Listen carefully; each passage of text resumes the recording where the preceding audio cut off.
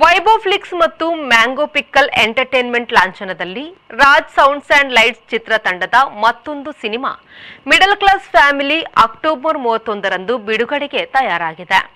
ವಿ4 ನ್ಯೂಸ್ನಲ್ಲಿ ಚಿತ್ರದ ಪೋಸ್ಟರ್ ಬಿಡುಗಡೆ ಕಾರ್ಯಕ್ರಮವು ನಡೆಯಿತು.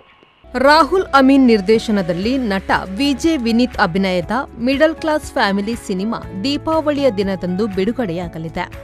ರಾಜ್ ಸೌಂಡ್ಸ್ ಅಂಡ್ ಲೈಟ್ಸ್ನ ಯಶಸ್ಸಿನ ನಂತರ ರಾಹುಲ್ ಅಮೀನ್ ಅವರು ಮಿಡಲ್ ಕ್ಲಾಸ್ ಫ್ಯಾಮಿಲಿ ಸಿನಿಮಾವನ್ನು ನಿರ್ದೇಶಿಸಿದ್ದು, ವಿನೀತ್ ಕುಮಾರ್ ಮತ್ತು ಸಮತಾ ಅಮೀನ್ ಪ್ರಮುಖ ಪಾತ್ರಗಳಲ್ಲಿ ಅಭಿನಯಿಸುತ್ತಿದ್ದಾರೆ.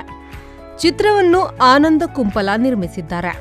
ಮಿಡಲ್ ಕ್ಲಾಸ್ ಫ್ಯಾಮಿಲಿ ತುಳು ಸಿನಿಮಾದ ಪೋಸ್ಟರ್ ಅನ್ನು ವಿ4 ನ್ಯೂಸ್ನ ಕಚೇರಿಯಲ್ಲಿ ಬಿಡುಗಡೆಗೊಳಿಸಲಾಯಿತು.